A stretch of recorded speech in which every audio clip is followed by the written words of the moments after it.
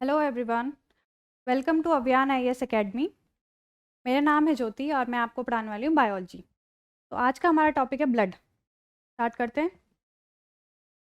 तो ब्लड क्या है? Blood is a special type of connective tissue. ठीक है, तो ब्लड जो होता है वो एक स्पेशल टाइप का कनेक्टिव टिश्यू है, फ्लूइड है जो पूरी बॉडी में हमारे सर्कुलेट करता है। ठीक है, उसमें क्या क्या चीज़ें प्रेजेंट होती हैं? It consist of plasma and blood corpuscles. Blood corpuscles क्या होती है? ब्लड की सेल्स। ब्लड की सेल्स यानी कौन कौन सी हो गई? RBC, red blood cells and WBC, white blood cells.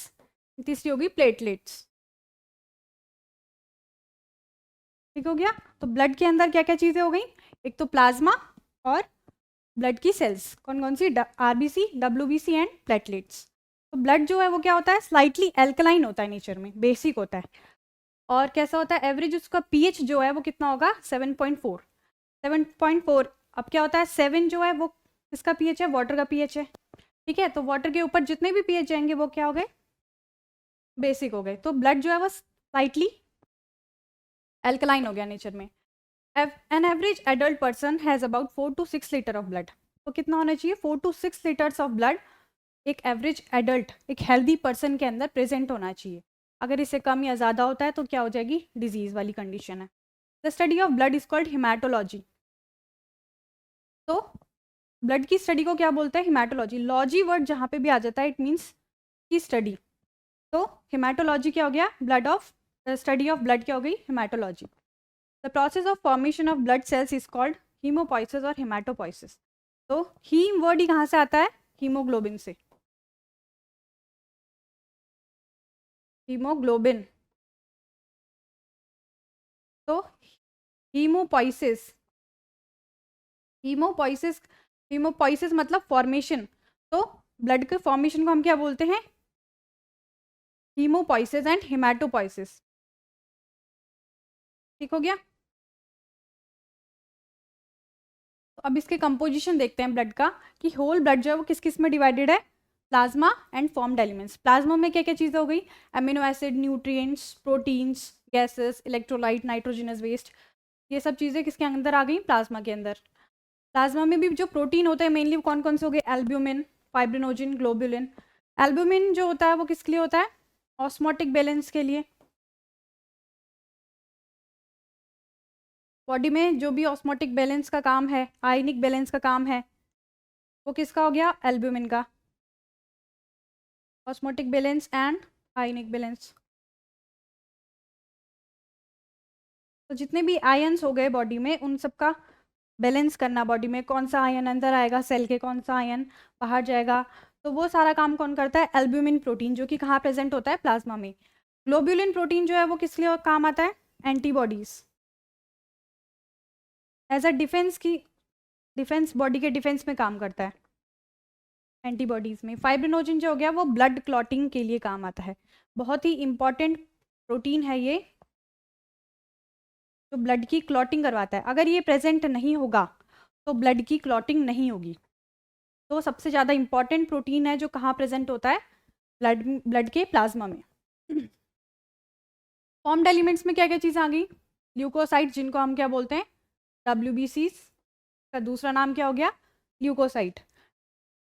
WBC मतलब वाइट ब्लड सेल्स, इनका दूसरा नाम हो गया ल्यूकोसाइट्स। इरेथ्रोसाइट्स क्या हो गए?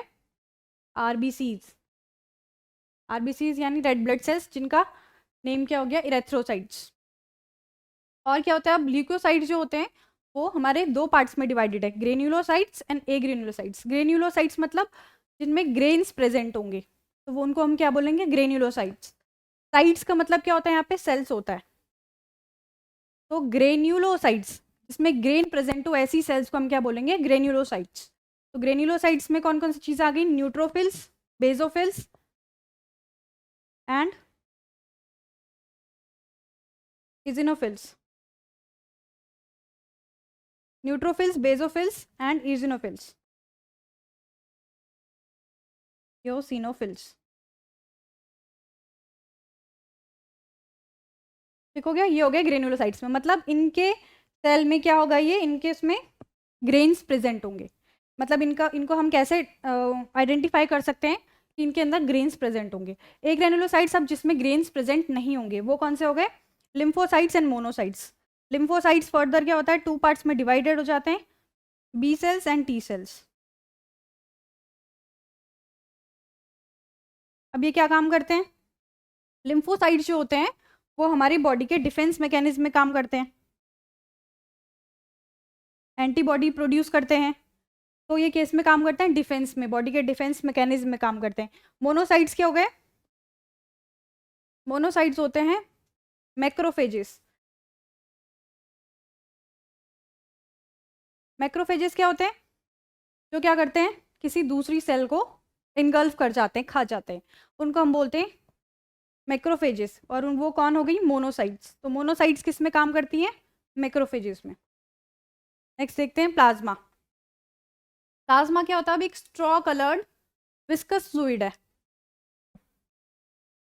जिसमें क्या होता है, जो कि 55% बनाता है ब्लड का, यानी। और बाकी चीज़ें क्या हो गई, बाकी चीज़ें हो गई फॉर्म्ड एलिमेंट्स, जैसे कि आरबीसी, डब्ल्यूबीसी और platelets.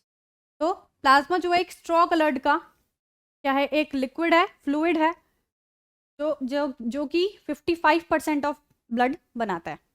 It is colloidal in nature. और कैसा होता है, येलो इन कलर। येलो क्यों होता है, क्योंकि इसमें एक पिगमेंट प्रेजेंट होता है, वो क्या होता है, बिलीरुबिन। ठीक है, इसकी वजह से ये क्या होता है, येलो कलर का। बिलीरुबिन जो है एक ऐसा पिगमेंट है जिसकी वजह से यूरिन का कलर भी क्या होता है, येलो होता है। Okay, whole blood minus copper cells equal to plasma. मतलब पूरे ब्लड में से अगर हम ब्लड कॉपर सेल्स यानी कि आरबीसीज, डब्ल्यूबीसीज और प्लेटलेट्स, इन सबको माइनस कर दें तो हमारे पास प्लाज्मा मिल जाएगा। अगर हमें क्या चाहिए, प्लाज्मा चाहिए, हमें चाहिए हम ब्लड में से प्लाज्मा निकाल लें, तो हम क्या करेंगे, ब्लड में से ये सब चीज़ें हटा देंगे। आरबीसी हटा दी, डब्ल्यूबीसी हटा दी, प्लेटलेट्स हटा दिए, तो हमारे पास क्या बचेगा, प्लाज्मा। ओके, इट कंटेन्स, अब इसमें होता क्या क्या प्रेजेंट है, यूरिया प्रेजेंट होता है। यूरिया क्या हो गया, एक वेस्ट मटेरियल जो नाइट्रोजिनस वेस्ट से बनता है। शुगर प्रेजेंट होती है, कोलेस्ट्रॉल प्रेजेंट होता है, बिलीरुबिन प्रेजेंट होता है। इसकी वजह से इसका कलर जो है वो येलो होता है। Plasma protein constitute about 8% major plasma proteins. तो क्या होता है, प्लाज्मा में प्रोटीन जो होते हैं वो मेजर प्रोटीन कौन कौन से हो गए, इसके एल्ब्यूमिन, ग्लोबुलिन एंड फाइब्रिनोजिन। अभी मैंने आपको बताया फाइब्रिनोजिन किस में यूज होते हैं, ब्लड की क्लॉटिंग में। सबसे इंपॉर्टेंट प्रोटीन है ये, अगर ये प्रेजेंट नहीं हुआ तो क्या होगा, ब्लड की क्लॉटिंग नहीं होगी। ग्लोबुलिन किस में हो गए, एंटीबॉडीज प्रोड्यूस करने में। और एल्ब्यूमिन किस में हो गए, osmotic balance and ionic balance के लिए। फाइब्रिनोजिन जो है एसेंशियल होते हैं किसके लिए, ब्लड क्लॉटिंग के लिए। Okay, function of blood plasma. Blood plasma का फंक्शन क्या है, removal of excretory substances. Excretory जितने भी सब्सटेंसेस हैं, जैसे कि अभी बताया कौन हो गया, यूरिया, तो क्या करता है ये, इनका रिमूवल करता है, रिमूवल ऑफ एक्सक्रीटरी प्रोडक्ट। इसमें यूरिया प्रेजेंट है तो ये यूरिया के रिमूवल में हेल्प करता है। Retention of fluid in the blood, disposal of CO2, transport of CO2, O2 distribution of hormones and distribution of vitamins. तो क्या करवाता है, CO2 और O2 का भी क्या करवाता है, ट्रांसपोर्ट करवाता है, डिस्पोजल करवाता है, कुछ हार्मोन्स का भी करवाता है, एंड डिस्ट्रीब्यूशन ऑफ विटामिन्स, कुछ विटामिन्स का भी डिस्ट्रीब्यूशन करवाता है। रेगुलेशन ऑफ वाटर बैलेंस, कौन करवाता है वाटर और आयन का बैलेंस, एल्ब्यूमिन प्रोटीन, जो इसके अंदर मेजर प्रोटीन प्रेजेंट हो गए। ठीक है, आरबीसी के बारे में पढ़ते हैं। अब आते हैं ब्लड सेल्स पे। प्लाज्मा पढ़ लिया हमने, एक एलिमेंट पढ़ लिया। अब पढ़ते हैं हम ब्लड के सेल्स के बारे में। तो पहली सेल कौन सी है, आरबीसी। तो आरबीसी को क्या बोलते हैं हम, इसका साइंटिफिक नेम हो गया इरेथ्रोसाइट्स। इरेथ्रोसाइट्स, इरेथ्रो यहाँ पे मतलब होता है रेड कलर। ठीक है, और रेड कलर की जो सेल्स हैं, साइट्स हो गया सेल्स, तो रेड कलर की जो सेल्स हैं वो क्या हो गई, इरेथ्रोसाइट्स। इसके नेम से कैसा पता चल रहा है, इरेथ्रो मतलब रेड कलर, तो रेड कलर की जो सेल्स है वो कौन सी हो गई, इरेथ्रोसाइट्स। तो a healthy adult man has on an average 5 million to 5.5 millions of RBC, millimetre cube of blood. कितना होना चाहिए, 5 मिलियन से 5.5 मिलियन होना चाहिए। अगर इससे कम होगा ब्लड तो उसको डिजीज होने की कंडीशंस है। ठीक हो गया। RBCs are formed in red bone marrow sales.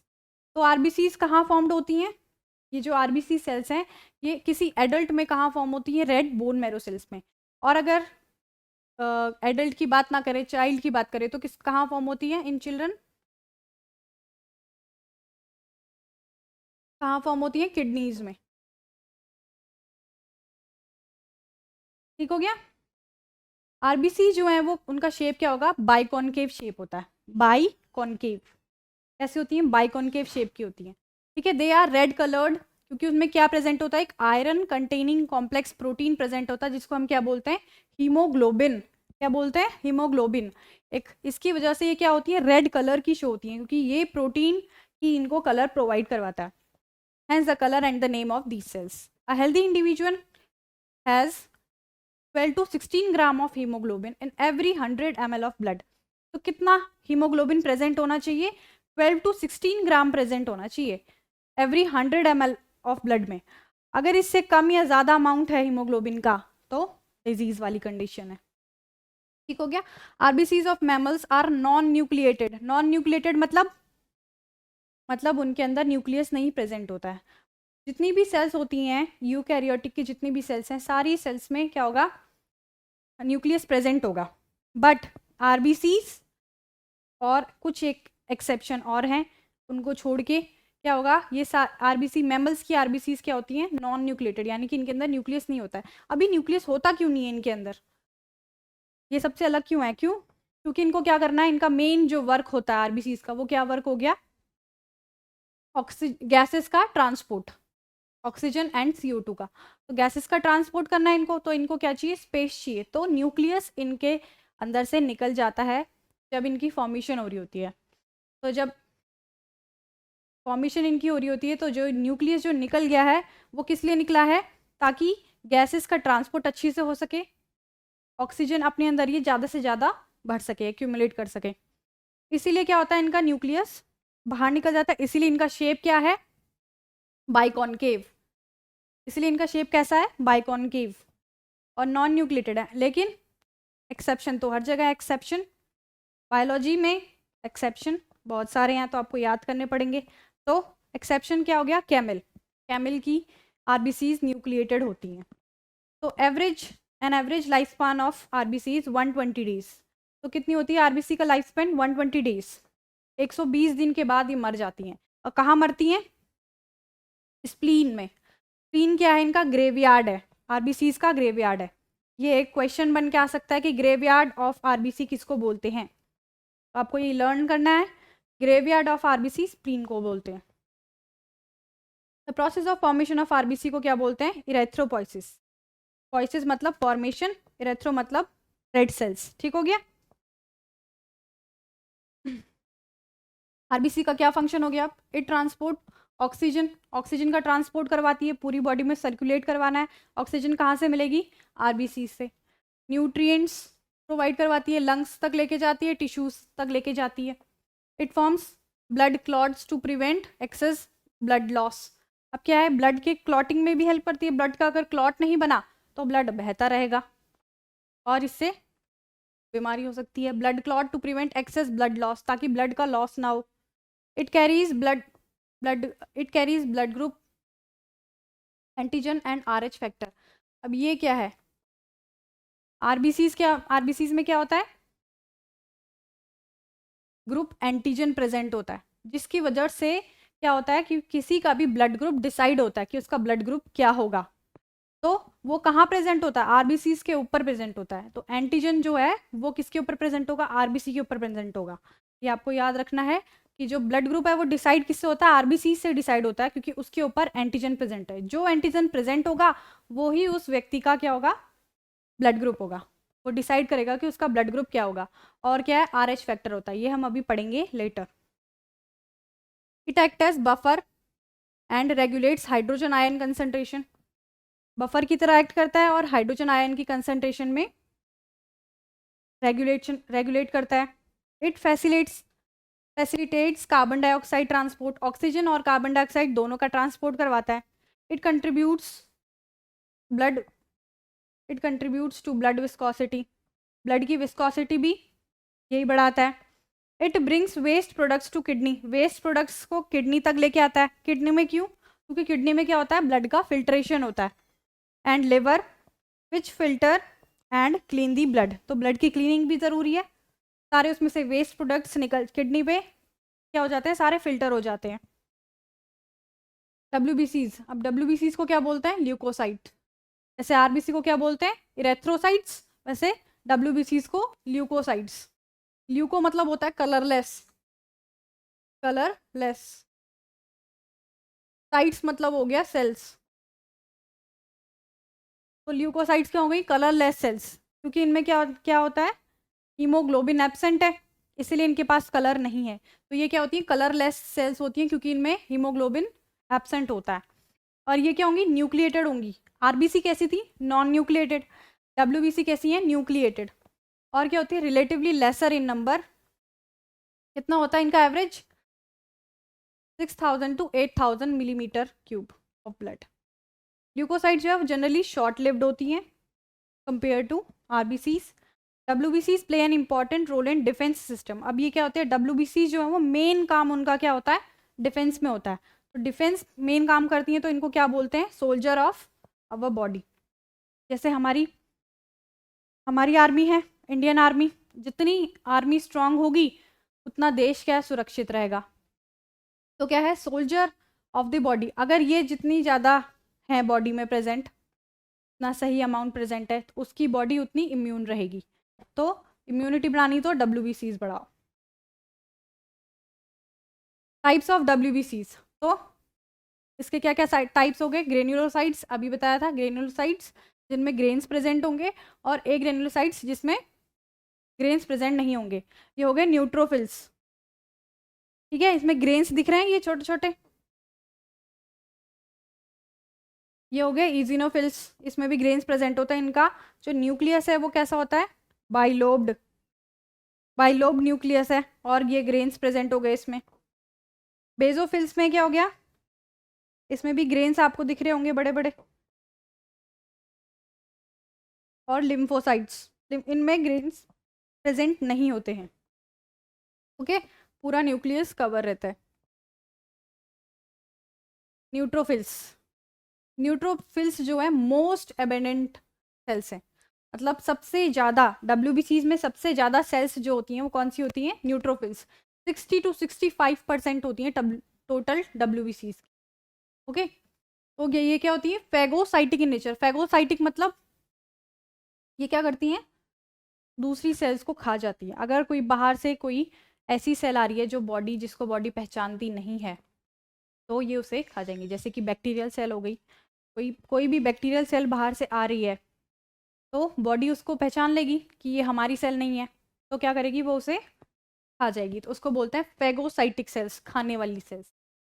Their nucleus is multi lobed, इनका न्यूक्लियस कैसा होता है, मल्टी लोब्ड न्यूक्लियस है, बहुत सारे लोब्स प्रेजेंट होंगे इसमें। क्या होंगी ये, multi lobed. Their number increases in bacterial infection, bacterial infection में इनका नंबर जो है वो इंक्रीज हो जाएगा। क्यों हो जाएगा, क्योंकि इनको बैक्टीरियल सेल्स को खाना है। अब तो जितनी ज़्यादा बैक्टीरियल सेल्स होंगी उतनी ज़्यादा न्यूट्रोफिल्स चाहिए उनको खाने के लिए, तो इसीलिए इनका नंबर क्या है, बैक्टीरियल इन्फेक्शन में बढ़ जाता है। इजनोफिल्स, इजनोफिल्स क्या होती हैं, 2 to 8% होती हैं WBC, टोटल WBCs में। Resist infection and are also associated with allergic reaction. अब किसी को किसी चीज़ से एलर्जी होती है, जैसे डस्ट से एलर्जी, किसी को पॉलन ग्रेन से एलर्जी होती है, फ्लावर को कभी सूंघते हैं तो उसमें क्या हो जाती है, किसी एलर्जी हो जाती है। तो ये एलर्जिक रिएक्शन में काम करती हैं। तो जब भी एलर्जी रिएक्शन होगी तो ये इजिनोफिल्स का क्या हो जाएगा, नंबर बढ़ जाएगा। दीज आर नॉन फैगोसाइटिक, ये खाने वाली सेल्स नहीं है, नॉन फैगोसाइटिक है। न्यूक्लियस इनका कैसा होता है, बाइलोब्ड, बाइलोब्ड मतलब जिसके पास 2 लोब्स प्रेजेंट हो, वो कैसा हो गया, बाइलोब्ड, बाइलोब न्यूक्लियस प्रेजेंट हो गया। Their number increases in allergic condition, जैसे कि अस्थमा में बढ़ जाता है इनका नंबर, और वर्म इन्फेक्शन में बढ़ जाता है। And worm infection.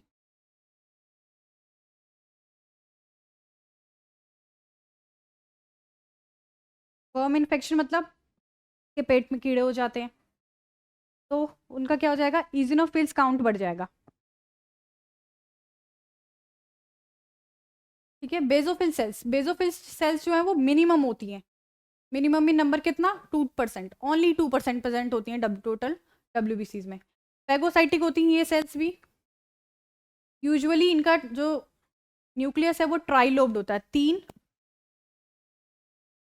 ट्राइलोब्ड यानी 3 लोब्स वाला। Their number increases in chickenpox. Chickenpox जब डिजीज होगी तो कौन सा कौन सी ल्यूकोसाइट बढ़ जाएगी, बेजोफिल्स। लिम्फोसाइट्स, अब लिम्फोसाइट्स क्या होती है, 20 to 25% प्रेजेंट होती हैं, और ये 2 मेजर टाइप्स की होती है। कौन कौन सी, B and T forms, B lymphocyte and T lymphocyte. तो बी एंड टी लिम्फोसाइट्स जो हैं वो रिस्पॉन्सिबल होते हैं किसके लिए, इम्यून रिस्पॉन्सेस के लिए। क्या बताया था मैंने कि ये क्या होती हैं, बॉडी के डिफेंस सिस्टम में काम करती हैं, तो ये बॉडी की आर्मी बनाती है मेनली। तो and these are smallest WBC, सबसे छोटी डब्ल्यूबीसी है लेकिन काम सबसे ज़्यादा इनका ही है। Their nucleus is rounded and central. These produces antibodies. क्या बनाती हैं, एंटीबॉडीज, जो क्या करती हैं, फाइट करती है अगेंस्ट इन्फेक्शन बैक्टीरियल सेल्स। ठीक है, तो ये क्या हो गई, एंटीबॉडीज प्रोड्यूस करती हैं जो बैक्टीरियल सेल्स के खिलाफ फाइट करती हैं। Their number increases in viral infection. ठीक हो गया, वायरल इन्फेक्शन में, बैक्टीरियल इन्फेक्शन में इनका नंबर क्या हो जाता है, बढ़ जाता है। मोनोसाइट्स, मोनोसाइट्स क्या होती हैं, 6 to 8% प्रेजेंट होंगी। ये भी क्या होती है, फैगोसाइटिक है। फैगोसाइटिक कौन कौन सी हो गई, एक तो हो गई कौन सी, न्यूट्रोफिल, और दूसरी हो गई मोनोसाइटिक। तो 2 सेल्स फैगोसाइटिक हो गई, neutrophils and monocytic. Destroy foreign organism entering the body. इनका काम भी क्या करती हैं, ये डिस्ट्रॉय करती हैं कोई भी फॉरेन पार्टिकल जो बॉडी में प्रेजेंट है या बॉडी में कहीं से आ रहा है, तो वो क्या करती हैं, उनको डिस्ट्रॉय करती हैं। दीज आर दी लार्जेस्ट डब्ल्यूबीसीज, और ये कौन सी हैं, सबसे लार्जेस्ट है, मतलब इनका साइज सबसे बड़ा होगा। ठीक है, इनका न्यूक्लियस जो है वो कैसा होता है, हॉर्स शू शेप्ड होता है। हॉर्स शू देखा, हॉर्स शू, हॉर्स का शू जो बनाते हैं, घोड़े की नाल लगाते हैं, उसकी तरह। These their number increases in tuberculosis. इनका नंबर जो किस में बढ़ जाता है, ट्यूबरक्लोसिस, टीबी हो जाती है उसमें, में क्या होता है, मोनोसाइट का नंबर सबसे ज़्यादा बढ़ जाता है। ठीक है, तो हम क्या कर सकते हैं, जब भी टेस्ट करवा रहे हैं तो हम इन नंबर्स को क्या कर सकते हैं, टेस्ट करवा सकते हैं, इनकी काउंटिंग टेस्ट होता है। अगर इनका काउंटिंग टेस्ट में इनका नंबर बढ़ा हुआ मिल रहा है तो यानी कि डिजीज़ है। प्लेटलेट्स, प्लेटलेट्स को और क्या बोलते हैं, थ्रोम्बोसाइट्स। ठीक हो गया, जैसे डब्ल्यूबीसीज को क्या बोलते हैं, ल्यूकोसाइट्स, आरबीसीज को क्या बोलते हैं, इरेथ्रोसाइट्स। ये क्या होती हैं, एक सेल के फ्रेगमेंट्स होते हैं, सेल के छोटे छोटे टुकड़े होते हैं जो कहाँ से बनते हैं, मेगा कैरियोसाइट्स से। मेगा कैरियोसाइट्स क्या होती हैं, कुछ स्पेशल सेल होती हैं जो बोन मैरो में ही बनती हैं। तो प्लेटलेट्स भी कहाँ बनती है, बोन मैरो में, लेकिन उनके लिए स्पेशल सेल होती है, उनको हम क्या बोलते हैं, मेगा कैरियोसाइट्स बोलते हैं। Blood normally contains 1 lakh to 3 lakh 1,50,000 to 3,50,000 platelets. इतनी प्लेटलेट्स प्रेजेंट होनी चाहिए, अगर इससे कम हुई तो डिजीज़ वाली कंडीशन है। एक डिजीज़ बताओ जिसमें प्लेटलेट्स का नंबर कम हो जाता है, कौन सी हो गई, डेंगू। डेंगू में प्लेटलेट्स का नंबर कम हो जाता है। Platelets can release a variety of substance most of which are involve in the coagulation and clotting of blood. तो प्लेटलेट्स भी क्या करती हैं, जब भी क्लॉटिंग होती है ब्लड की, तो वहाँ पे जाके क्लॉटिंग में क्या होता है ना, पूरा एक कास्केड बनता है, एक कॉम्प्लेक्स बनता है, जिसमें क्या होता है, कौन कौन सी सेल काम करती हैं, एक तो फाइब्रिनोजन एक प्रोटीन हो गया जो किस में प्रेजेंट होता है, प्लाज्मा में, वो भी काम करता है, और ये प्लेटलेट्स भी काम करती हैं। तो वो क्या करती हैं, उस जगह पे जाके ब्लड की क्लॉटिंग करते हैं। A reduction in their number can lead to clotting disorder, which will lead to excessive loss of blood from the body. अगर प्लेटलेट्स का नंबर जो है वो कम हो गया, ठीक है, तो क्या होगा, उनको क्लॉटिंग डिसऑर्डर हो जाएगा। मतलब उनका ब्लड जो है वो क्लॉट होगा ही नहीं कभी, मतलब उनकी बॉडी से ब्लड बहता रहेगा। कभी चोट लग गई तो उनका ब्लड रुकता नहीं है, तो वो क्या होगा, कंटिन्यूसली बहता रहेगा। तो क्या होगा, excessive loss of blood from the body. तो उनका ब्लड जो है काफ़ी लॉस हो जाएगा। इंपॉर्टेंट पॉइंट्स देखते हैं हम कुछ, जैसे ब्लड जो है, ब्लड किस किस से बना हुआ, ब्लड की सेल से और प्लाज्मा से। ब्लड की सेल्स कौन कौन सी पढ़ी है अभी हमने, आरबीसीज, डब्ल्यूबीसीज एंड प्लेटलेट्स। प्लाज्मा, अगर हमें प्लाज्मा निकालना है, हमें प्लाज्मा पे मान लो हमें क्या करना है, एक्सपेरिमेंट करना है कि प्लाज्मा में क्या क्या चीज़ें हैं, तो हमें प्लाज्मा ब्लड से अलग निकालना है। तो कैसे निकालेंगे, ब्लड लो, ब्लड में से कॉर्पसेल्स माइनस कर दो, आरबीसी, डब्ल्यूबीसी और प्लेटलेट्स भी माइनस, ये माइनस कर दो, मतलब ये चीज़ें हटा दो, ये चीज़ें हटा दी ब्लड में से, तो हमारे पास क्या बचेगा, प्लाज्मा। अब सीरम क्या होता है, सीरम होता है कि ब्लड में से क्लॉटिंग फैक्टर माइनस कर दो। क्लॉटिंग फैक्टर कौन सा है, फाइब्रिनोजिन। तो क्लॉटिंग फैक्टर को अगर हमने हटा दिया तो उसको क्या बोलेंगे, सीरम। क्लॉटिंग फैक्टर फाइब्रिनोजिन कहाँ प्रेजेंट होता है, ये प्लाज्मा में। तो फाइब्रिनोजिन अगर हमने हटा दिया तो क्या, उसको क्या बोलेंगे, पूरे ब्लड को फिर हम क्या बोलेंगे, सीरम बोलेंगे।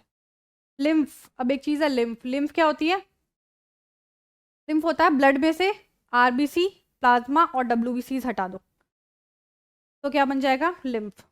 ये भी क्या करता है, ब्लड की तरह, ये एक फ्लूइड है ये, तो क्या होता है, इस ये पूरा सर्कुलेशन करवाता है न्यूट्रिएंट्स का, तो बॉडी में न्यूट्रिएंट्स का जो फ्लो करवाता है ब्लड, लिम्फ वो करवाता है लिम्फ। इसको क्या बोलता है, मिडल मैन भी बोलते हैं, between blood and tissue. Blood से क्या करेगा, ब्लड से मतलब छानने का काम करता है, ब्लड से ये कुछ चीज़ें छान लेगा और क्या करेगा, टिश्यू तक पहुंचवाता है। तो ब्लड और टिश्यू के बीच क्या क्या काम करता है, मिडल मैन का काम करता है। It returns blood proteins from tissue fluid again to blood. तो क्या करता है, ब्लड से प्रोटीन निकालेगा, कुछ न्यूट्रिएंट्स निकालेगा और फिर क्या करेगा, टिश्यू तक पहुंचाएगा और टिश्यू से वापस ब्लड तक ले आएगा। तो ये हो गया किसका काम, लिम्फ का। ठीक हो गया, ब्लड ग्रुप्स। अब आते हैं नेक्स्ट टॉपिक पे जो कि है ब्लड ग्रुप्स। ब्लड ग्रुप तो आपको पता ही होंगे कितने टाइप्स के होते हैं, 4 टाइप के ब्लड ग्रुप्स होते हैं। कौन कौन से, blood group A, B, A B and O. तो अब इसको हम डिसाइड कैसे करते हैं कि ब्लड ग्रुप कैसे, मतलब पता चलता है कि किसी का ब्लड ग्रुप कैसे है, क्या है उसका, वो आया कैसे, वो पढ़ते हैं। ये तो ब्लड ग्रुप होते क्या हैं, पहले डिस्कवर किसने किया था, कार्ल लैंडस्टीनर ने। सबसे पहले ब्लड की डिस्कवरी, ब्लड ग्रुपिंग की डिस्कवरी किसने की थी, कार्ल लैंडस्टीनर ने। ठीक है, तो उन्होंने बताया कि ब्लड ग्रुप जो हैं वो 2 टाइप से किए जाते हैं, A B O blood grouping और H R H blood grouping. ठीक है, वाइडली यूज होते हैं जो कि ऑल ओवर वर्ल्ड में। ठीक हो गया, तो 2 चीज़ें हो गई, कौन कौन सी, A B O blood grouping and R H blood grouping. तो हम इनको पढ़ते हैं एक एक करके। पहला हो गया A B O blood grouping. A B O blood grouping में क्या हो गया, ये किसकी वजह से होते हैं, इनमें किसकी प्रेजेंस है, प्रेजेंस और एब्सेंस ऑफ सरफेस एंटीजन। कहाँ पे प्रेजेंट होता है, आरबीसी में, surface antigen on the RBC namely A and B. ठीक है, यानी कि क्या पढ़ा था अभी हमने कि आरबीसीज में जो एंटीजन प्रेजेंट होते हैं उनकी वजह से डिसाइड होता है कि किसी का ब्लड ग्रुप क्या होगा। ठीक है, और क्या क्या हो गए, 4 टाइप के हो गए ब्लड ग्रुप, कौन कौन से, ए बी एंड ओ। ठीक है, similarly the plasma of different individuals contain 2 natural antibodies. क्या होता है, जैसे हर किसी की आरबीसी में क्या हो गया, एक एंटीजन प्रेजेंट है, उसकी वजह से हमें पता चल गया कि उसका ब्लड ग्रुप क्या है। क्या होता है, उसी के प्लाज्मा में क्या होते हैं, एंटीबॉडीज प्रेजेंट होती हैं। कहाँ पे, प्लाज्मा में, एंटीबॉडीज दूसरे के खिलाफ। ठीक है, अभी पढ़ेंगे इसको क्लियरली कि क्या है। क्या होता है, हमें पता है कि हम अगर ए ब्लड ग्रुप वाला है तो हम उसको बी का ब्लड ग्रुप नहीं चढ़ा सकते, अगर चढ़ा दिया तो उसकी ब्लड की सेल्स क्या हो जाएंगी, क्लॉट हो जाएंगी और उसकी डेथ हो जाएगी। ठीक है, अब वो क्यों नहीं कर सकते, वो पढ़ते हैं उसका रीजन। क्योंकि उसमें क्या होता है, उसकी प्लाज्मा में क्या होती है, एंटीबॉडीज प्रेजेंट होती हैं। During blood transfusion any blood can not be used. ठीक है, ब्लड का ट्रांसफ्यूजन कर रहे हैं, अगर किसी को ब्लड दे रहे हैं या किसी से ब्लड ले रहे हैं तो क्या करते हैं, उस वक्त कोई भी ब्लड यूज़ नहीं क्या कर सकते हम। The blood of a donor has to be carefully matched with the blood of a recipient before any blood transfusion to avoid severe problems of clumping of blood. ठीक है, तो हमें क्या करना चाहिए, पहले उसको केयरफुली मैच करना चाहिए कि कौन सा ब्लड है, कौन सा ब्लड ग्रुप है और हमें इसे कौन सा ब्लड देना है। ऐसा क्यों होता है, क्योंकि पहली बात तो उसकी प्लाज्मा में क्या प्रेजेंट है, एंटीबॉडीज प्रेजेंट है जो क्या करेंगी, ब्लड को क्लॉट कर देंगी, दूसरा अगर ब्लड हमने चढ़ा दिए तो। अभी देखो ये होता कैसे है। जैसे अब किसी का ब्लड ग्रुप है ए, ठीक है, तो उसकी आरबीसी, जैसे मैं मान लेती हूँ ये मैंने आरबीसी बनाई फॉर एग्जांपल, तो इसकी आरबीसी में जो ये एंटीजन प्रेजेंट होगा वो ए प्रेजेंट है, एंटीजन ए प्रेजेंट है, ठीक है। आरबीसी, इसकी जो आरबीसी है उसकी आरबीसी में क्या प्रेजेंट है, ए एंटीजन प्रेजेंट है, ठीक हो गया आरबीसी के ऊपर। और इसका जो प्लाज्मा है उसमें एंटी बी प्रेजेंट है। एंटी बी मतलब बी के खिलाफ इसके पास एंटीबॉडी प्रेजेंट है, बी के खिलाफ इसके पास एंटीबॉडीज प्रेजेंट है। इससे तो हमने डिसाइड कर लिया कि इसका ये ब्लड ग्रुप ए है। पता किससे चला हमें, हमने इसकी आरबीसी चेक करी, इसकी आरबीसी पे हमें ए एंटीजन मिला, ए एंटीजन मिला तो हमें पता चल गया कि इसका जो ब्लड ग्रुप है वो ए है, ठीक है। लेकिन इसकी प्लाज्मा में क्या होगा, एंटी बी प्रेजेंट होगा, यानी कि एंटीबॉडीज प्रेजेंट होंगी बी के खिलाफ। तो मतलब इसको जो है बी वाला खून नहीं दे सकता, बी वाला खून नहीं दे सकता। क्यों नहीं दे सकता, क्योंकि इसके पास एंटी बी प्रेजेंट है। मतलब अगर इसको गलती से बी वाला खून चढ़ा दिया तो क्या होगा, इसके खिलाफ एंटीबॉडीज प्रेजेंट है तो वो क्या करने लगेंगी, उसकी ब्लड की सेल्स को मारने लग जाएंगी, ब्लड क्या हो जाएगा, क्लॉट हो जाएगा और उसकी डेथ हो जाएगी, ठीक है। तो एंटी बी के पास प्रेजेंट है, हम इसको बी खून नहीं चढ़ा सकते। तो कौन कौन से चढ़ा सकते हैं, ए वाला इसको खून दे सकता है, ठीक है, ए वाला देगा आराम से, कुछ नहीं होगा इसे। और ओ वाला दे सकता है। ओ वाला क्यों दे सकता है, ओ क्या होता है हमारा, यूनिवर्सल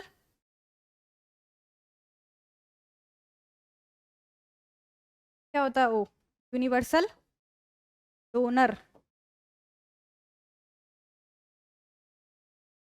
यानी कि ये हर किसी को दे सकता है, हर किसी को खून दे सकता है ये वाला, ठीक हो गया। अब बी वाला देखो, अब बी वाला क्या है, बी वाले में एंटीजन, जो इसकी आरबीसी होंगी उसकी सरफेस पे क्या प्रेजेंट होगा, बी एंटीजन प्रेजेंट होगा, बी एंटीजन प्रेजेंट है। तो इससे हमें पता चल गया कि इसका ब्लड ग्रुप क्या है, बी है, ठीक है। अब इसी के प्लाज्मा में क्या होंगी, एंटी ए सेल प्रेजेंट होंगी, एंटी ए प्रेजेंट है, यानी कि एंटीबॉडीज प्रेजेंट है किसके खिलाफ, ए वाले के खिलाफ, ए वाले के खिलाफ। अब क्या है, इसके पास एंटीबॉडीज प्रेजेंट है, एंटीबॉडीज प्रेजेंट है तो क्या होगा कि इसके खून में क्लम्पिंग हो जाएगी, क्लॉटिंग हो जाएंगी अगर इसको ए वाला खून चढ़ा दिया तो कौन कौन दे सकता है फिर, अब इसे बी वाला दे सकता है, ओ वाला दे सकता है, ठीक हो गया। अब ए बी वाले में, ए बी वाले में क्या है, यूनिवर्सल रिसीवर बोलते हैं इसे, यूनिवर्सल रिसीवर। रिसीवर क्यों है, कि इसके पास एंटीजन तो दोनों है, कौन कौन से, ए वाला भी और बी वाला भी, ठीक है, दोनों एंटीजन है लेकिन एंटीबॉडी कोई भी नहीं है। मतलब इसकी सेल्स को मारने के लिए और कोई है ही नहीं यहाँ पे, ठीक है। मतलब ये किसी से भी रिसीव कर सकता है, चाहे वो ए वाला हो, बी वाला हो, ओ वाला तो सबको ही दे सकता है। तो इसके प्लाज्मा में एंटीबॉडी प्रेजेंट ही नहीं है, मतलब इसके पास कोई एंटीबॉडी नहीं है कि ये किसी को मार सके, किसी के खिलाफ रिएक्ट कर सके, तो इसमें कोई रिएक्शन नहीं होगी। ए बी वाला क्या कर सकता है, इसीलिए सब से खून ले सकता है, ए बी से भी, ए से भी, बी से भी और ओ से भी, ठीक हो गया, सब से खून ले सकता है। ये समझ में आया ना, क्यों नहीं ले सकता, क्योंकि इसके पास एंटीबॉडी प्रेजेंट नहीं है, कोई भी एंटीबॉडी ना ही ए के खिलाफ ना ही बी के खिलाफ। अब ओ वाला, ओ वाला क्या है, इसके पास कोई भी एंटीबॉडी प्रेजेंट नहीं है। अब कोई एंटीबॉडी प्रेजेंट नहीं है यानी कि इसीलिए इसका नाम ओ भी रखा हुआ है, ओ जैसे दिख रहा है ना आरबीसी का, तो इसीलिए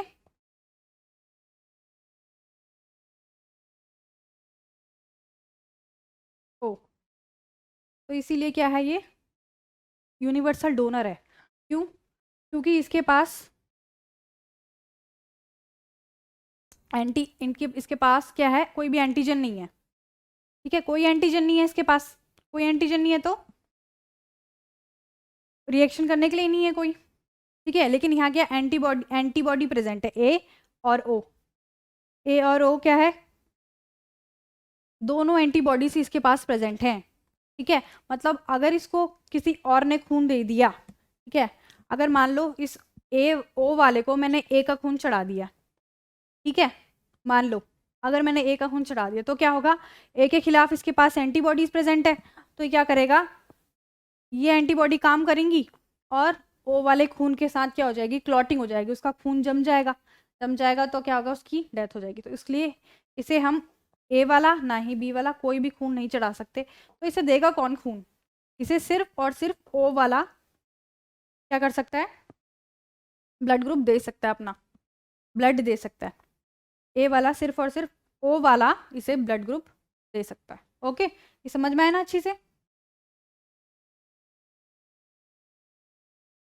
ठीक हो गया। अब ये पढ़ लिया, अब हम पढ़ते हैं आरएच ग्रुपिंग। एबीओ हमने पढ़ लिया, एबीओ ब्लड ग्रुपिंग, एबीओ अच्छी से समझ में आई। अब पढ़ते हैं आरएच ग्रुपिंग। आरएच ग्रुपिंग में क्या होता है? आरएच जो है वो कहाँ से लिया था? आरएच एंटीजन से एसोसिएटेड होता है, और ये एक लैंडस्टीनर जो नाम के साइंटिस्ट थे उन्होंने डिस्कवर किया था, लैंडस्टीनर एंड वीनर 1940 में। और ये किससे लिया गया था नाम? रेसिस मंकी से। मतलब ये कि वो एक मंकी पे क्या कर रहे थे? एक्सपेरिमेंट कर रहे थे। वो मंकी की ब्रीड क्या थी? Rhesus monkey. उस मंकी का नाम क्या था? Rhesus monkey. तो उस पे एक्सपेरिमेंट कर रहे थे, उससे पता चला कि एक आरएच एंटीजन प्रेजेंट होता है। ठीक है, मंकी क्या है? हमारे क्लोज रिलेटिव्स हैं, इसीलिए क्या कहते हैं एक्सपेरिमेंट उन पर होते थे पहले। लैंडस्टीनर एंड वीनर, तो रेसिस मंकी से लिया गया, आरएच फैक्टर निकला एक।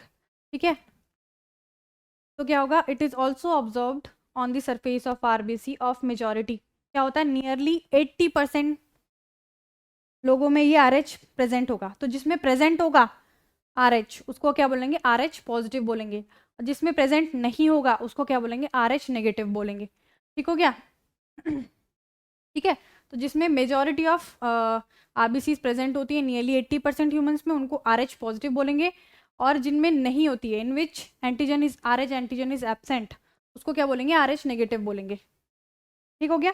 जिसमें प्रेजेंट होगी उसको आरएच पॉजिटिव, जिसमें प्रेजेंट नहीं होगी उसमें आरएच नेगेटिव। ठीक है, तो इनके क्या होता है? कोई भी नेचुरली कोई एंटीबॉडी प्रेजेंट नहीं होती है। अगर सेपरेट है इनके blood, RH positive RH negative, तो कोई भी नेचुरली एंटीबॉडी प्रेजेंट नहीं होगी। ठीक हो गया?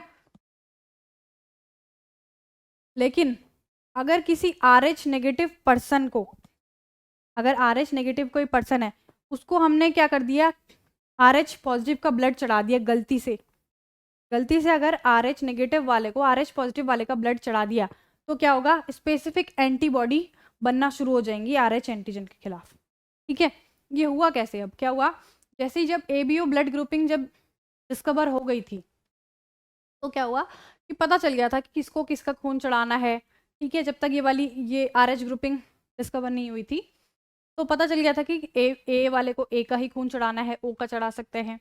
ठीक है, पता चल गया था सारी चीज़ें कि हम किसको किसका खून चढ़ाना है, किसका नहीं चढ़ाना है। लेकिन फिर भी क्या हो रहा था? कुछ चीज़ें, कुछ लोगों को क्या हो रहा था, फिर भी पता नहीं चल रहा था कि ए वाले को हमने ए का खून चढ़ाया, फिर भी इसकी क्लम्पिंग क्यों हो गई? तो ऐसा हो रहा था, क्यों हो गया? अब वो बात करते हैं। आपने सुना भी होगा किसी का ब्लड हम कैसे लिखते हैं? ए पॉजिटिव लिखते हैं, बी नेगेटिव लिखते हैं। तो ये क्यों लिखते हैं? ये जो पॉजिटिव और नेगेटिव आता है, ये कहाँ से आता है?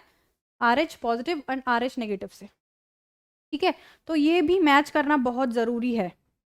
अब देखते हैं इसका होता क्या है। नेचुरली मैंने क्या बताया कि नेचुरली इसमें कोई एंटीबॉडी प्रेजेंट नहीं होती है। लेकिन अगर आरएच नेगेटिव वाले पर्सन को, आरएच नेगेटिव वाले पर्सन को आरएच पॉजिटिव वाला खून चढ़ा दिया तो दिक्कत है। तो उसको क्या हो जाएगा? ब्लड में क्लॉटिंग हो जाएगी, एंटीबॉडीज बन जाएंगी और क्लॉटिंग हो जाएगी। Therefore RH group should also be matched before transfusion. इसीलिए आरएच ग्रुप का भी मैच होना बहुत ज़रूरी है। ए पॉजिटिव को ए पॉजिटिव वाला खून ही चढ़ाया जाएगा। ओके, ठीक है। स्पेशल केसेस देखे गए हैं अब इसके। Special case of RH incompatibility mismatching has been observed between RH negative blood of a pregnant mother with RH positive of the fetus। अब ये होता क्या है मैं आपको समझाती हूँ इसमें। ठीक है, अब एक केस ले रहे हैं हम RH incompatibility का। क्या होता है? जैसे हमने मान लिया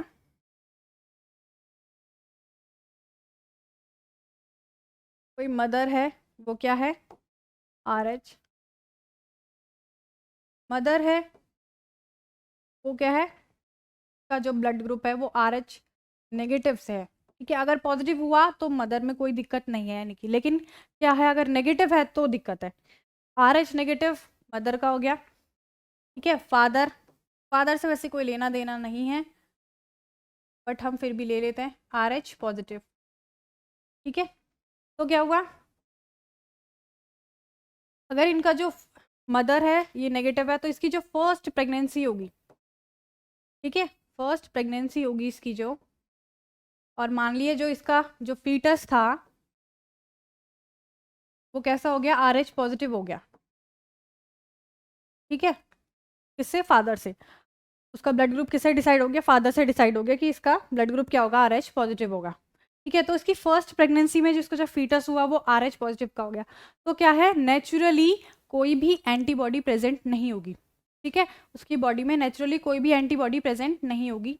तो क्या होगा, RH नेगेटिव जो है वाली मदर, फर्स्ट प्रेगनेंसी में इसको कोई दिक्कत नहीं आएगी, ठीक है। इनका क्योंकि ब्लड क्या होता है, फीटस और मदर का ब्लड जो है वो सेपरेटेड होता है, किससे, प्लासेंटा से, प्लासेंटा से सेपरेटेड है ब्लड। पूरा काम क्या करता है, कौन करता है, अम्बिलिकल कॉर्ड, सारा उसको क्या प्रोवाइड करवाता है, फूड, न्यूट्रिएंट्स और वेस्ट मटेरियल सारा उसका बेबी का निकालना, वो सारा कहाँ से होता है, अम्बिलिकल कॉर्ड से, प्लासेंटा के थ्रू अम्बिलिकल कॉर्ड से, ठीक है। लेकिन प्लासेंटा के थ्रू क्या है, ये दोनों ब्लड अभी सेपरेटेड है, मतलब मदर का ब्लड अलग है, बेबी का ब्लड जो है वो अलग है, ठीक है, सेपरेटेड है।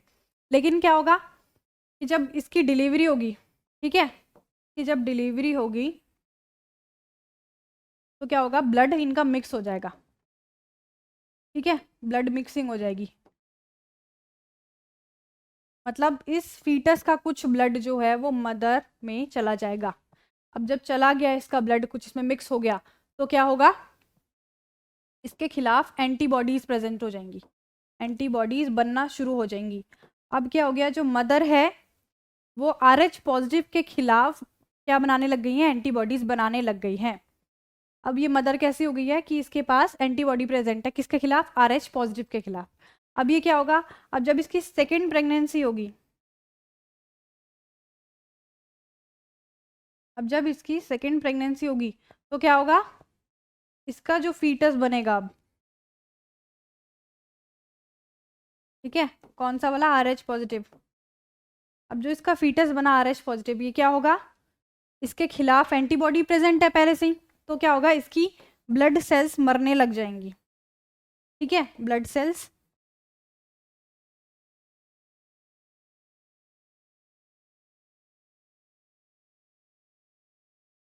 को खत्म कर देंगी, मारना शुरू कर देंगी।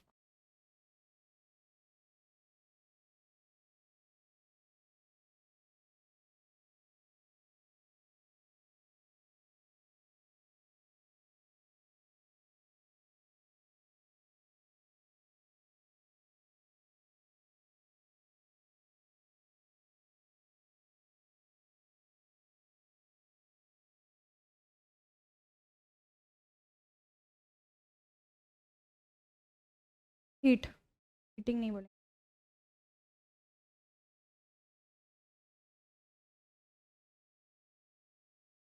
टाइम,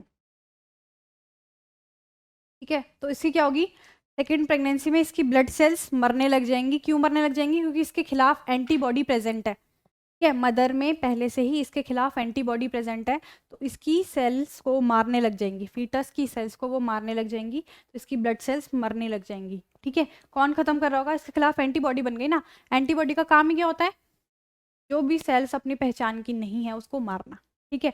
तो अब इसके पास तो RH नेगेटिव है, तो ये अपनी सेल्स को पहचानती कि RH नेगेटिव वाली है, लेकिन RH पॉजिटिव वाली जैसी आएंगी तो उसके खिलाफ एंटीबॉडी प्रेजेंट है, तो वो क्या करने लग जाएंगी, इसको मारने लग जाएंगी, तो इसका सेकंड बेबी यानी कि नहीं बचेगा, वो खत्म हो जाएगा, ठीक है। ये समझ में आया ना, क्या हो गया, अगर मदर पॉजिटिव है तो उसमें कोई दिक्कत नहीं है, ठीक है, लेकिन मदर अगर नेगेटिव है तो क्या हो सकता है, तो ये RH नेगेटिव वाला केस, क्या इसको हम बोलते क्या है, तो हम बोलते हैं, इस केस को हम बोलते हैं इरेथ्रोब्लास्टोसिस फीटलिसिस, ठीक है, इसको क्या बोलते हैं, इस केस को इरेथ्रोब्लास्टोसिस फीटलिसिस, इरेथ्रोब्लास्टोसिस फीटलिसिस, मतलब इरेथ्रो मतलब RBCs, ठीक है, ब्लास्टोसिस मतलब ब्लास्ट होने लगती है, फीटलिसिस यानी फीटस की, ओके। तो मदर अगर RH नेगेटिव है तो फीटस अगर उसका RH पॉजिटिव निकला तो फर्स्ट प्रेगनेंसी में कोई दिक्कत नहीं होगी, डिलीवरी इसकी आराम से हो जाएगी, इसका बेबी सही रहेगा, कोई दिक्कत नहीं। लेकिन फर्स्ट प्रेगनेंसी के बाद ब्लड क्या हो जाएगा, मिक्स हो जाएगा। मिक्स हो जाएगा तो वो क्या होगा, इस जो मदर होगी वो एंटीबॉडीज प्रोड्यूस करना स्टार्ट कर देगी, किसके खिलाफ, RH पॉजिटिव के खिलाफ। अब इसकी जब सेकेंड प्रेगनेंसी होगी तो इसका जो फीटस होगा उसकी जो ब्लड की सेल्स होंगी वो मरने लगेंगी। क्यों मरने लगेंगी, क्योंकि उसके पास एंटीबॉडीज पहले से प्रेजेंट है, पहले से प्रेजेंट है एंटीबॉडीज। अब तो वो क्या करने लगेंगी, इसकी ब्लड सेल्स को मारने लगेंगी और यहाँ से क्या होगा, ये बेबी इसका ख़त्म हो जाएगा। ठीक है, अभी अब अगर ये नहीं, हमें चाहिए कि ये कंडीशन ना आए, हमें चाहिए कि ये सेकंड बेबी इसका सही रहे, तो इसका वो क्या है, रेमिडिएशन क्या है कि मतलब ये सही कैसे होगा, इसको क्या करो, एक इंजेक्शन दे दो किस चीज़ का, IgG का। IgG क्या है, ये भी एक एंटीबॉडी है जो क्या करेगी, इस एंटीबॉडी को ख़त्म करेगी।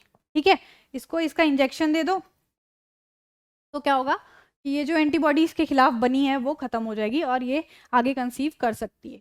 ठीक हो गया, तो ये स्पेशल केस हो गया किसका, RH नेगेटिव वाले का। क्या बोलते हैं इसे, इरेथ्रोब्लास्टोसिस फीटलिसिस। ओके, बढ़ते हैं दिस।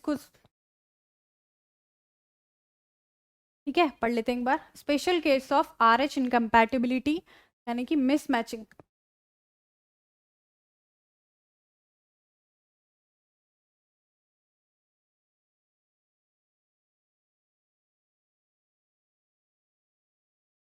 RH इनकम्पैटिबिलिटी यानी कि मिसमैचिंग का केस जो है वो किस में ऑब्जर्व किया गया है, RH negative blood of a pregnant mother. ठीक है, ब्लड का कैसा नहीं होना चाहिए, ब्लड RH नेगेटिव नहीं होना चाहिए। ठीक है, RH नेगेटिव हुआ तो क्या होगा, incompatibility. RH positive blood of foetus. ठीक है, RH antigen of foetus do not get expose to the RH negative blood of a mother in the first pregnancy. ठीक है, तो फर्स्ट प्रेगनेंसी में क्या होगा, इसका ब्लड इससे मिक्स एक्सपोज नहीं होगा, मतलब मिक्स नहीं हुआ है अभी ब्लड। ठीक है, फर्स्ट प्रेगनेंसी में कोई दिक्कत नहीं आएगी। एज अ टू ब्लड्स क्या होती हैं, सेपरेटेड होती है किससे, प्लेसेंटा से। ठीक है, however during the delivery of the first child there is a possibility of exposure of the maternal blood to small amounts of RH positive blood from the foetus. तो क्या है, सेकेंड प्रेगनेंसी में क्या है, first after delivery, delivery में क्या है कि मेटर्नल ब्लड की यानी कि मदर के ब्लड की क्या है, स्मॉल अमाउंट में मिक्स हो जाता है किससे, फीटस से, फीटस के ब्लड से। अब जब ये मिक्स हो गया तो क्या होगा, मदर उसके खिलाफ एंटीबॉडीज बनाने लग जाएगी। ठीक है, RH एंटीजन के खिलाफ क्या बनाने लग जाएगी, एंटीबॉडीज बनाने लग जाएगी। In case of her subsequent pregnancies the RH antigen from the mother RH negative can leak into the blood of fetus RH positive and destroy the fetal RBC। क्या कर देंगी, डिस्ट्रॉय कर देंगी। ठीक है, this could be fatal to the fetus और could be cause severe anaemia. क्या cause कर सकता है, सीवियर एनीमिया, जॉन्डिस कॉज कर सकता है एंड लेटर केसेस में डेथ भी हो सकती है। ठीक है, this condition is called erythroblastosis fetalis. क्या बोलते हैं इसे, erythroblastosis fetalis. This can be avoided by administrating anti RH antibodies. ठीक है, क्या बोलते हैं इनको, एंटी RH एंटीबॉडीज, जो RH के खिलाफ एंटीबॉडीज बनाएंगी उसको हम क्या बोलेंगे, एंटी RH एंटीबॉडीज। कौन सी होती है, IgG। कौन सी होती है, IgG to the mother immediately after the delivery of first child. First child की डिलीवरी के बाद ही इसको इंजेक्शन लगा दिया अगर, तो सेकेंड प्रेगनेंसी कोई दिक्कत नहीं आएगी। ठीक हो गया, समझ आया ना, ABO blood grouping and RH blood grouping, इसीलिए दोनों का मिक्स, दोनों का मैच होना, दोनों चीज़ों का मैच होना बहुत ज़रूरी है, ABO ब्लड ग्रुपिंग का भी और RH ग्रुपिंग का भी। ओके, अब आगे पढ़ते हैं ब्लड प्रेशर के बारे में। It is a pressure exerted by the flow of blood on the arteries. Blood pressure क्या होगा, it is a pressure exerted by the flow of blood on the wall of arteries. ठीक है, क्या है, blood pressure क्या होता है, blood का प्रेशर, ब्लड का प्रेशर लगेगा कहाँ पे, ब्लड कहाँ बहता है, आर्टरीज में, वीन्स में। ठीक है, तो ब्लड का प्रेशर कहाँ पे लगेगा, वॉल ऑफ आर्टरीज में। तो वॉल्स, आर्टरीज की वॉल्स में जो प्रेशर एक्सर्ट जो कौन करेगा, ब्लड, उसको हम क्या बोलते हैं, ब्लड प्रेशर। ठीक है, इसको मेजर किससे करते हैं, it is measured as millimetre of mercury, MM of Hg। ठीक है, किसमें किससे मेजर करते हैं, स्फेग्मोमैनोमीटर। क्या बोलते हैं इसको, स्फैग्मोमैनोमीटर ये डिवाइस होता है, आपने देखा ही होगा ये, या किसी किसी के घर में भी होता है। इससे क्या करता है, ब्लड प्रेशर चेक करता है, यहाँ पे इसको बांधते हैं, ऐसे ऐसे प्रेशर इंक्रीज करते हैं इसका, उसके बाद क्या करते हैं इसे, इसमें मेजर करते हैं कि इसके कहाँ तक जा रहा है। ठीक हो गया। तो इसको, इस डिवाइस को क्या बोलते हैं, स्फैग्मोमैनोमीटर, जिससे क्या करते हैं ब्लड प्रेशर चेक करते हैं। ठीक है, नॉर्मल ब्लड प्रेशर कितना होना चाहिए, कितना होता है 120/80। 120/80 मतलब 120 क्या होता है,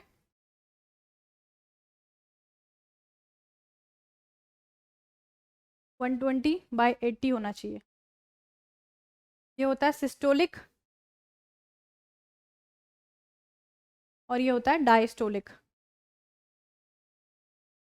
is a measurement of, in this measurement 120 mf of Hg क्या होता है, हाँ ये रहा, पंपिंग ब्लड प्रेशर। ठीक है, millimetres of mercury is the systolic और pumping blood pressure, and 80 mm Hg जो है वो डायस्टोलिक है, यानी कि रेस्टिंग प्रेशर है। ठीक है, हो गया।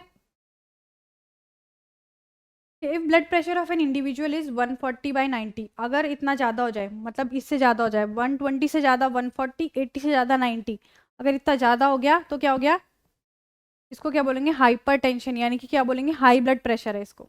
अगर इसका ब्लड प्रेशर क्या हो रहा है 140/90, मतलब 120/80 से ज़्यादा आ रहा है, तो क्या बोलेंगे, हाइपरटेंशन है उसको, यानी कि हाई ब्लड प्रेशर है। ठीक है, if blood pressure of an individual is 110/70, मतलब इससे कम हो गया है, नॉर्मल है ना, अगर इससे कम हो गया तो क्या होगा उसे, हाइपोटेंशन, यानी कि लो ब्लड प्रेशर, क्या बोलेंगे उसे, लो ब्लड प्रेशर। ठीक हो गया। Next is blood glucose. Blood में क्या होता है, ग्लूकोज प्रेजेंट होती है, किसी किसी को शुगर भी हो जाती है, तो क्या करते हैं उसका ब्लड ग्लूकोज लेवल चेक करते हैं ना। Usually blood glucose level is about 80 to 100 mg per 100 ml of blood. ठीक है, कब होता है ये, 12 आवर्स आफ्टर अ नॉर्मल मील।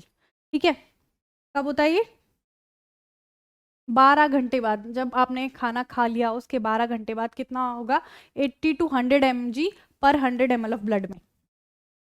ठीक है, but it's concentration rises soon after the carbohydrate rich diet. Carbohydrate मतलब, कार्बोहाइड्रेट रिच डाइट मतलब आपने कुछ ऐसी चीज़ें खा ली जिसमें कार्बोहाइड्रेट ज़्यादा हो। ठीक है, तो क्या होगा, इसका लेवल जो होगा वो इंक्रीज हो जाएगा। कार्बोहाइड्रेट क्यों, क्योंकि कार्बोहाइड्रेट ही मेनली क्या होती है, शुगर्स होती हैं, कार्बोहाइड्रेट से शुगर होती है, जिनको हम क्या बोलते हैं, मोनोसेकेराइड्स, पॉलीसेकेराइड्स।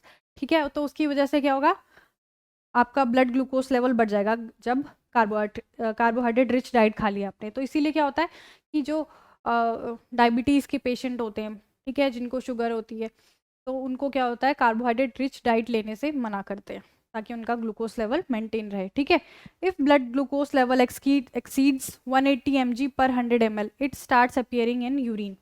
अगर इसका लेवल क्या होगा, 180 mg पर 100 ml से क्या हो गया, ज़्यादा हो गया, मतलब ज़्यादा हो गया, 180 mg तक हो गया।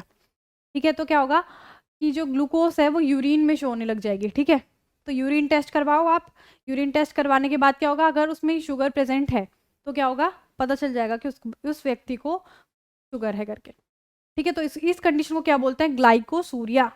ठीक है, ग्लाइकोसूरिया यानी कि यूरिन जो है, यूरिन में ग्लूकोज प्रेजेंट है। ठीक हो गया, इस कंडीशन को बोलते हैं glycosuria.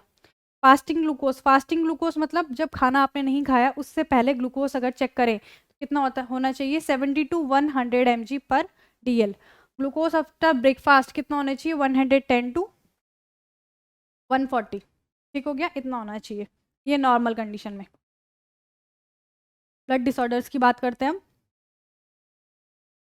Blood disorders, anaemia, anaemia आपने नाम तो सुना ही होगा, है ना, result from a decrease number of red blood cells. अगर क्या हो, रेड ब्लड सेल्स क्या हो जाए, कमी हो जाए, या हीमोग्लोबिन की कमी हो जाए, तो उसको क्या बोलेंगे, एनीमिया, एनीमिक कंडीशन है। ठीक है, the protein that carry oxygens. Anaemia can result from iron deficiency. ठीक है, क्या क्या किस चीज़ की डेफिशिएंसी होगी, आयरन की। क्यों होगी डेफिशिएंसी, जब अगर हीमोग्लोबिन कम हो गया, क्योंकि आयरन कहाँ से, मतलब हमारी बॉडी में आयरन कहाँ पर होता है, मेनली ये हीमोग्लोबिन में। इसका वर्ड ही क्या है, जो हीम वर्ड है वो कहाँ से आया है, आयरन से। ठीक है, Fe, आयरन से। हीमोग्लोबिन, ग्लोबिन मतलब होता है प्रोटीन, ठीक हो गया, ग्लोबिन मतलब होता है प्रोटीन। तो प्रोटीन आयरन कंटेनिंग प्रोटीन जो है उसको हम हीमोग्लोबिन बोलते हैं, ठीक है। अब जो आयरन कंटेनिंग जो प्रोटीन है अगर वो ही नहीं है बॉडी में तो आयरन की डेफिशिएंसी तो होगी। आयरन की डेफिशिएंसी से उसको क्या बोलेंगे, एनीमिया। उसको क्या हो गया, एनीमिया, ठीक है। और क्या क्या डिजीज हो सकती है एनीमिया, सिकल सेल डिजीज। अगर उसको किसी को सिकल सेल डिजीज है तो भी उसको क्या होगा, एनीमिया होगा। सिकल सेल डिजीज क्या होती है, आगे है शायद, सिकल सेल एनीमिया, ठीक हो गया, सिकल सेल डिजीज हो जाएगी। और थैलेसीमिया हो सकती है, as well as number of other conditions and diseases, ठीक है। हीमोफीलिया, हीमोफीलिया क्या होती है, एक इनहेरिटेड कंडीशन है। इनहेरिटेड मतलब जो क्या हो, पीढ़ी से पीढ़ी चली आ रही हो, ठीक है, यानी कि किसी मदर से या फादर से किसी बेबी को हो गई, ठीक है, इनहेरिटेड होगी, अपने पेरेंट्स से या अपनी जनरेशन से इनहेरिटेड होगी, ठीक है। हीमोफीलिया क्या है, एक इनहेरिटेड कंडीशन है that result in decreased amount of procoagulant factor.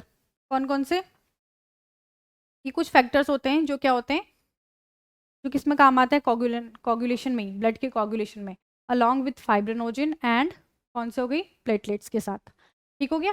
तो प्रोकोगुलेंट फैक्टर इनकी कमी अगर हो जाए, के कौन कौन से, 8, 9 एंड 11 फैक्टर, तो क्या होता है, उससे हीमोफीलिया कंडीशन होती है।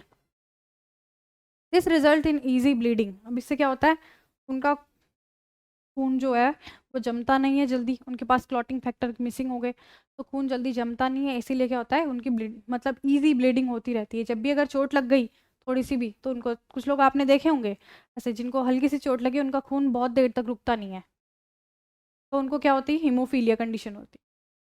People with haemophilia are sometime refer to as free bleeders, क्या बोलते हैं उनको, फ्री ब्लीडर्स, मतलब ब्लीडिंग होती रहेगी, हल्की सी चोट लग जाए बस खून बहता रहेगा, ठीक है। अब क्या है, sickle cell anaemia is a group of inherited red blood cell disorder that affect haemoglobin, HP क्या है यहाँ पे, हीमोग्लोबिन। अब इससे होता क्या है सिकल सेल एनीमिया में, अब क्या होता है, हमारी जो आरबीसी है वो कौन सी शेप की है, बाइकॉनकेव शेप की, ओके। तो आरबीसी कैसी शेप की है, बाइकॉनकेव शेप की, कॉनकेव, ठीक है। लेकिन इस डिजीज में सिकल सेल एनीमिया में कैसे हो जाती है आरबीसी, सिकल सेल में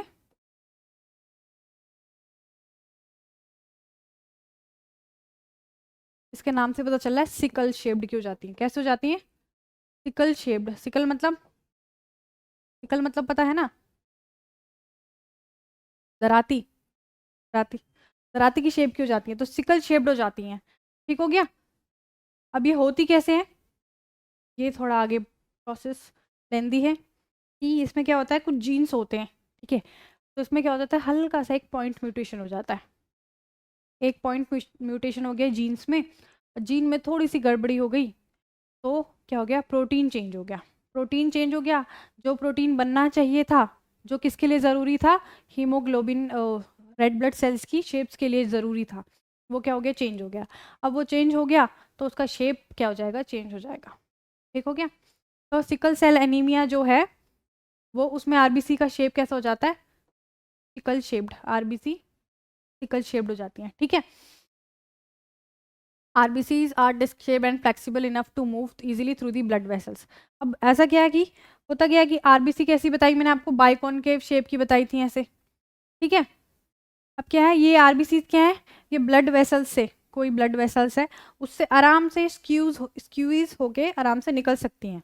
लेकिन क्या होगा, जब इसको सिकल सेल एनीमिया हो गया है, ठीक है, तो अब ये सिकल शेप्ड हो गई हैं तो ये क्या करती हैं, इस वेसल्स में फंस जाती हैं, फंस जाएंगी, यहाँ पर बहुत सारी आरबीसीज फंस जाती हैं, अब फंस जाएंगी तो ये आर्टरी को ब्लॉक कर देंगी। ऐसी कंडीशन में क्या हो सकती है, आपको सीवियर हार्ट अटैक आ सकता है ऐसी कंडीशन में, ठीक हो गया। और भी बहुत सारी डिजीज़ हो सकती है, बहुत सारी कंडीशन इससे पैदा हो सकती हैं, ठीक हो गया। आरबीसी क्रिसेंट शेप की यानी कि सिकल शेप्ड हो जाएंगी, सिकल शेप्ड हो गई due to genetic mutation, genetic mutation यहाँ पे कौन सा हो गया, point mutation. This sickle shape do not bend और move easily and can block blood flow to the rest of the body. तो क्या कर सकती हैं, पूरी रेस्ट ऑफ द बॉडी में ब्लड फ्लो को रोक सकती हैं। एक जगह फंस गई तो अब उसे ब्लड क्या होगा, कहीं बहेगा नहीं, फ्लो नहीं होगा, आगे फ्लो नहीं होगा। तो जहाँ पे ब्लड चाहिए, ब्लड क्या क्या प्रोवाइड करवाता है, आरबीसी, ऑक्सीजन। तो उस बॉडी पार्ट को क्या मिलेगा, ऑक्सीजन नहीं मिलेगी, तो क्या हो जाएगा, ब्लड फ्लो रुक जाएगा।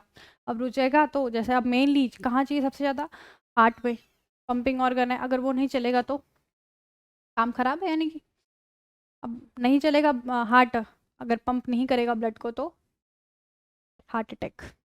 ओके, तो ये हो गया हमारा ख़त्म आज का सेशन। ठीक है, अब मिलते हैं नेक्स्ट लेक्चर में।